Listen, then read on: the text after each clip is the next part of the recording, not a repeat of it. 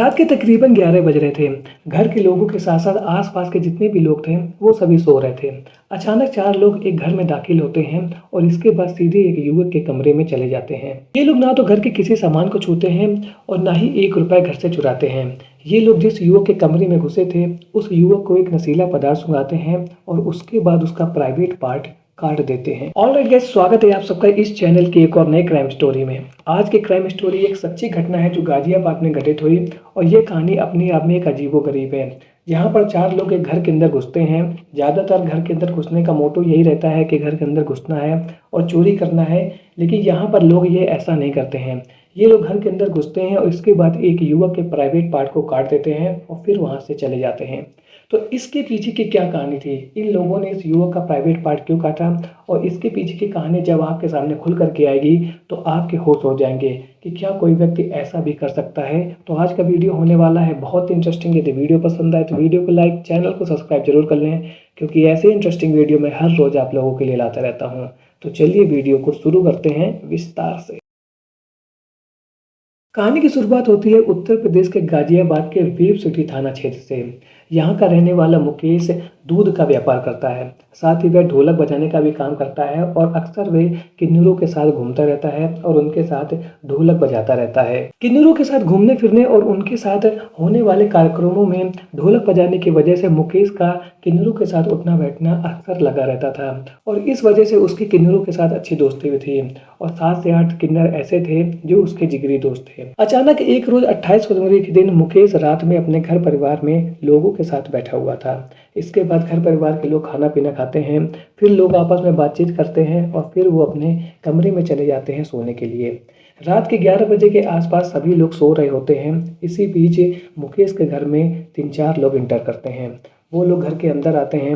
वो लोग कहीं भी नहीं जाते हैं, ना ही किसी सामान को छूते हैं। वे सीधे जाते हैं मुकेश के कमरे में और इसके बाद उसके प्राइवेट पार्ट को काट देते हैं और फिर वहां से भाग जाते हैं। जब ये 4 लोग जो मुकेश के घर में घुसे थे उसका प्राइवेट पार्ट काट रहे थे तो उससे पहले इन्होंने एक नशीला पदार्थ उसको सूंघा दिया था, जिसकी वजह से वो बेहोश हो गया था और प्राइवेट पार्ट कटने के बाद भी उसको होश नहीं आता है। अगली सुबह जब वो उठता है तो उसका जो पैजामा था वो खून से बिल्कुल गीला हो चुका था और ज़्यादा ब्लीडिंग की वजह से उसकी हालत भी बहुत ज़्यादा गंभीर थी। जब वो देर सुबह तक नहीं उठता है तो घर वाले उसके कमरे में पहुंचते हैं और देखते हैं तो उनकी आंखें चौंधिया जाती हैं। उनको लगता है कि अरे मेरे बेटे के साथ ये क्या हो गया है और इसके बाद वे तुरंत उसको हॉस्पिटल ले जाते हैं और सबसे पहले पुलिस वालों को इत्तला कर देते हैं कि मेरे साथ ऐसा ऐसा हुआ है। पुलिस वालों को जब ये पता चलता है कि किसी ने लड़के के प्राइवेट पार्ट को काट दिया है, वो भी रात के समय में, तो पुलिस वाले भी बिल्कुल चकरा जाते हैं कि भैया ऐसा कैसे हो गया। लोग घर के अंदर घुसे, ना तो 1 रुपया चोरी किया ना ही कुछ किया, केवल इस लड़के का प्राइवेट पार्ट काटा और वहाँ से भाग गए। तो इस प्राइवेट पार्ट काटने के पीछे की क्या कहानी है उसके बारे में पुलिस वाले सोचने लगते हैं और उनको लगता है कि ये केस तो बिल्कुल अजीबोगरीब है, इसके बारे में मैं क्या कर सकता हूँ। पुलिस वाले क्राइम सीन पर पहुंचते हैं और घर वालों से बात करते हैं और उनसे कहते हैं कि आपको क्या किसी पर शक है। तो घर वाले ये कहते हैं कि मेरा बेटा किन्नरों के साथ रहता है और उनके कार्यक्रमों में ढोलक बजाता है, तो हो सकता है कि किसी किन्नर ने उसके साथ ऐसा कांड कर दिया हो।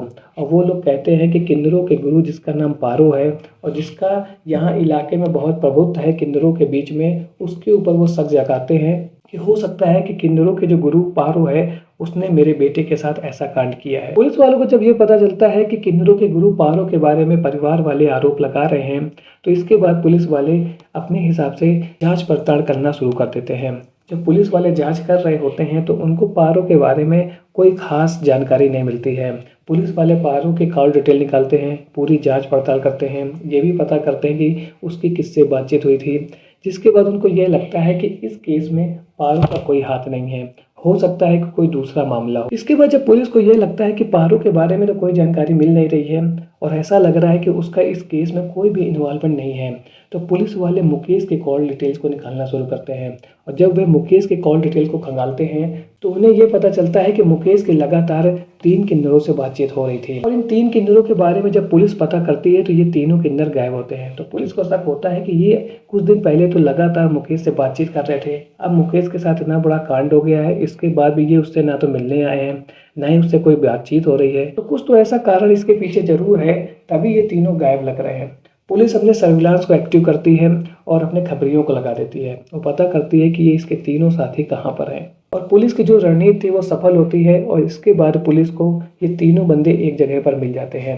पुलिस इनको गिरफ्तार करती है और इसके बाद उनसे पूछताछ शुरू करती है कि भाई ये बताओ कि तुम्हारे जिगरी दोस्त के साथ इतना बड़ा कांड हो गया है और तुम लोग तो भाई उससे मिलने ही नहीं गए और तुम्हारी हमने कॉल डिटेल चेक किया तो पता चला कि 3-4 दिन पहले तो तुम खूब बतिया रहे थे, तुम तीनों के बीच में लगातार कॉन्फ्रेंस कॉल में बात हो रही है, तो बताओ क्या है। तो पहले तो ये तीनों खूब घुमाते फिरते हैं कि भैया हमें कुछ नहीं मालूम है, लेकिन इसके बाद जब पुलिस सख्ती करती है तो ये पूरी सच्चाई पुलिस के सामने उगल देते हैं कि भैया ऐसा ऐसा था। ये तीनों पुलिस वालों को ये बताते हैं कि मुकेश हमारे साथ रहता था और हमारे इलाके में किन्नरों के बीच में वर्चस्व को लेकर के लड़ाई चलता रहता है और ये लड़ाई है हमारी पारो के साथ, जो हमारे किन्नर समाज की गुरु है और वो बहुत पैसे वाली है। मुकेश के इन तीनों साथियों ने पुलिस को आगे ये बताया कि मुकेश किन्नर समाज का गुरु बनना चाहता था, लेकिन लिंग होने की वजह से वह किन्नर समाज में शामिल नहीं हो पा रहा था। मुकेश के तीनों साथी पुलिस को ये बताते हैं कि मुकेश किन्नर समाज का गुरु बनना चाहता था और इसी वजह से उसकी पारो के साथ अक्सर लड़ाई होती रहती थी और हमारे बीच में इलाके के वर्चस्व को लेकर के भी